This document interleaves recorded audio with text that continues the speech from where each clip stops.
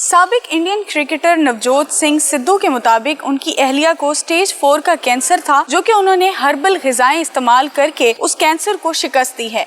इस हवाले से ऑन्कोलॉजिस्ट क्या कहते हैं, जानते हैं सीनियर ऑन्कोलॉजिस्ट से। हमारे यहाँ क्योंकि ये कल्चरल बातें, मिथ्स, ये सारी बहुत कॉमन है, दैट्स वाई हम दम दरूद और जड़ी बूटियों और इस तरह की चीज़ों की तलाश में रहते हैं। कैंसर ऐसे नहीं है कि जैसे बैठे बैठे एकदम से कैंसर हुआ और आपने उसका इलाज किया और किसी भी टोटके से, किसी भी चीज़ से वो ठीक हो गया। ये एक प्रोसेस है जो जिस्म के अंदर एक सेल के लेवल के ऊपर शुरू होती है कहानी। एक छोटा सा कैंसर का सेल, एबनॉर्मल सेल पैदा होता है और ये कैंसर का एबनॉर्मल सेल पूरे सेल साइकिल को डिस्टर्ब करते हुए कैंसर सेल्स बड़ी तादाद में बनाते हैं, जिसकी वजह से नॉर्मल सेल भी हमारे जिस्म के अंदर मौजूद होते हैं, साथ के साथ कि कैंसर सेल्स जो अपने आप को किसी लिबादे में छुपाए हुए बैठा होता है वो भी ग्रो करता है।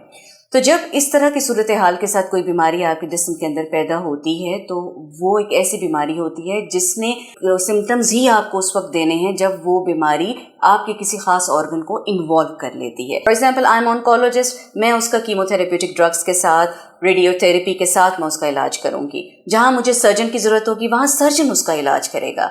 जहां मुझे डाइटिशियनिस्ट की, न्यूट्रिशनिस्ट की ज़रूरत होगी वहां वो आकर अपना रोल प्ले करेगा। जहां पे मुझे पैलिएटिव केयर की ज़रूरत होगी जिसमें पेन मैनेजमेंट और बाकी सिम्टम्स हैं, वहां वो लोग मुझे हेल्प आउट करेंगे। देखिए, कैंसर मर्जी ऐसा है ना, लॉन्ग टर्म ट्रीटमेंट चलना है। जब भी हम लॉन्ग टर्म ट्रीटमेंट की बात करते हैं इसमें फाइनेंसेस इन्वॉल्व होते हैं।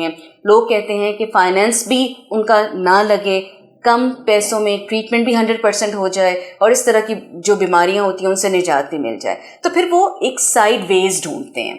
जो साइड वेज होते हैं वो यही हैं कि आप जो है दम दरूद करा लें, आप कोई टोने टोटके कर लें। हमारे पास ऐसे पेशेंट्स आते हैं, बिगड़े हुए केसेस के साथ आते हैं, और ख़ास तौर पर फीमेल कैंसर्स जो हैं वो बिगड़े हुए ही कैंसर्स ही आते हैं। मेजॉरिटी ऑफ द टाइम जो हम ओपीडी के अंदर कैंसर पेशेंट्स फीमेल्स को रिसीव कर रहे होते हैं वो इस प्रोसेस में से गुजर के आई हुई होती हैं और फिर वो एक दिन में चाहते हैं कि हम उनका कैंसर जादू की छड़ी से ठीक कर दें, जबकि वो पॉसिबिलिटी उसमें नहीं होती है। वो सारा टाइम वेस्ट करके आ चुके होते हैं। हाँ, ये ज़रूर है, आपने इन टाइम ट्रीटमेंट शुरू किया, आपके साथ ये सारे स्टेप्स रहे, आपके केयर टेकर्स ने आपकी डाइट का ख्याल रखा, आपने उसमें फ्रेश फ्रूट्स, वेजिटेबल्स, इन चीज़ों का ख्याल रखा, आपकी इम्यूनिटी अच्छी रही। इम्यूनिटी अच्छी रहेगी, आप कैंसर का टॉक्सिक ट्रीटमेंट बर्दाश्त करते रहेंगे और जब वो ट्रीटमेंट टाइम आप पूरा कर लेंगे आप कैंसर से क्योर हो जाएंगे। तो डाइट का रोल डायरेक्ट कभी भी नहीं है, डायरेक्ट रोल नहीं हो सकता। एक ऐसा फैक्टर ज़रूर है जो एडिटिव है, हेल्पिंग है।